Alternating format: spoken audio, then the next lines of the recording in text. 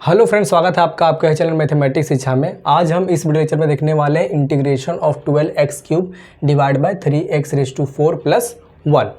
ठीक है, तो चलिए फिर स्टार्ट करते हैं। यहाँ पे देखिए, अगर मैं इसको t एज्यूम करूँ, डिनोमिनेटर को t एज्यूम करूँ, मैं किस में कन्वर्ट करना चाहता हूँ, इसके फॉर्म में कन्वर्ट करना चाहता हूँ, dt/t के फॉर्म में। ठीक है, तो इसके लिए मुझे क्या करना पड़ेगा, डिनोमिनेटर को अगर t एज्यूम करूँगा तो न्यूमरेटर मेरा क्या होना चाहिए, उसका डिफरेंशिएशन होना चाहिए।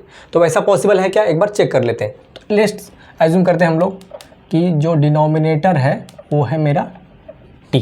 ठीक है, अब इसके बाद आपको क्या करना है, इसको डिफरेंशिएट करना है विथ रिस्पेक्ट टू x और इसको डिफरेंशिएट करना है विथ रिस्पेक्ट टू t। ठीक है, तो करो फिर इसको विथ रिस्पेक्ट टू x, तो क्या हो जाएगा, कांस्टेंट है वो बाहर आएगा। अभी x⁴n का डेरिवेटिव क्या होता है, x⁴n का d/dx ऑफ x⁴n क्या होता है, nx⁻n-1। ठीक है, ओके। तो देखिए यहाँ पे n की वैल्यू कितनी है, 4। तो पहली बात तो क्या होगा, n यानी कि 4 मल्टीप्लाई होगा, ये 3 तो कांस्टेंट है, इसको आपको constant as it is copy करना है, इसको कुछ भी छेड़छाड़ नहीं करना है। ये है आपका n और क्या होता है x, उसके बाद n-1 यानी कि 4 - 1 दैट इज 3। तो ये हो जाएगा 3 प्लस 1 का डेरिवेटिव क्या होगा, 1 तो कांस्टेंट है, उससे डेरिवेटिव क्या होगा 0, तो ये हो गया 0 और यहाँ पे हो जाएगा dx और ये हो जाएगा dt।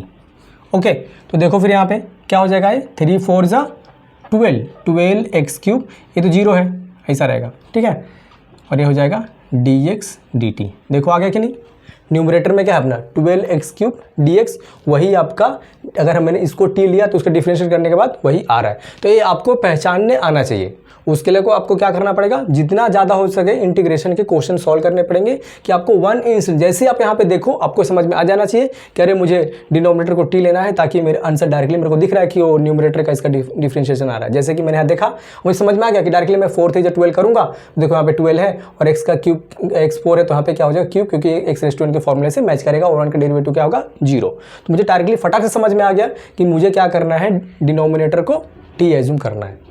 एक कब होगा आपको भी कैसे समझ में आएगा, जितना ज़्यादा हो सके आप क्वेश्चंस को सॉल्व कीजिए, एग्जाम्पल को सॉल्व कीजिए, तभी आपको समझ में आएगा और आपको कंपटीशन एग्जाम के लिए बहुत ही इजी पड़ेगा। ये बहुत ही सिंपल टॉपिक है, अगर देखा जाए तो, अगर समझ में आए तो, अगर नहीं समझ में आए तो बहुत ही डिफिकल्ट टॉपिक है। तो आपको इसको सिंपल बनाना है ना, तो जितना हो सके ज़्यादा क्वेश्चंस आपको सॉल्व करने पड़ेंगे, जहाँ से भी आपको मिले, इंटरनेट से मिले, लाइब्रेरी के बुक से मिले, कहीं से भी मिले, आपको बुक उठाना है और सॉल्व कर देना चालू कर देना है। ठीक है, चलिए फिर आगे बढ़ते हैं। तो देखिए अभी हम क्या करेंगे, आई अपना क्या हो जाएगा, अभी ऊपर हो जाएगा dt और नीचे क्या हो जाएगा बस t। तो अभी कौन से फॉर्मूले में आ जाएगा, 1/x के फॉर्मूले। तो 1/x का इंटीग्रेशन क्या होता है, log of mod of x, तो ये हो जाएगा log of mod of t plus c। अभी क्या करेंगे हम, अपना जो आंसर है वो t के फॉर्म में नहीं x के फॉर्म में आना चाहिए। तो t को फिर से हम रिप्लेस करेंगे, जो हमने यहाँ पे एज्यूम किया था। तो एज्यूम क्या किया था, 3x⁴ प्लस 1 प्लस c। ये आपका हो गया फाइनल आंसर। ज़्यादा कुछ नहीं है, बहुत ही सिंपल सा क्वेश्चन है और ऐसे क्वेश्चंस आपके कंपटीशन एग्जाम में आते हैं, ये आप ध्यान रखिए।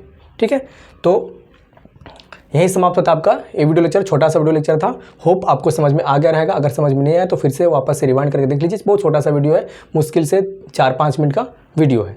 ठीक है, तो अगर आपको ये वीडियो लेक्चर अच्छा लगा रहेगा तो जल्दी करके इस वीडियो लेक्चर को लाइक कर दीजिए और अपने दोस्तों के बीच में शेयर भी कर दीजिए। और अगर आप लोग हमारे चैनल पर नए हैं तो जल्दी जाकर के इस चैनल को सब्सक्राइब कर दीजिए और बेल आइकन को प्रेस कर दीजिए, जिससे आपको हमारे आने वाले न्यू वीडियो का अपडेट मिलता रहेगा। तो मिलते हैं फिर नेक्स्ट वीडियो लेक्चर में, तब तक के लिए बाय बाय, जय हिंद।